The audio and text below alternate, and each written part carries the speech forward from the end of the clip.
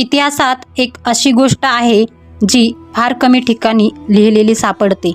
छत्रपती शिवाजी महाराज सिंहासनावर बसले असताना कधीही स्वतःला देव मानत नव्हते.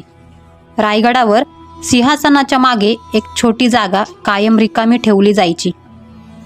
कारण महाराज म्हणायचे, या सिंहासनाचा खरा मालक स्वराज्य आणि प्रजा आहे, मी फक्त सेवक आहे.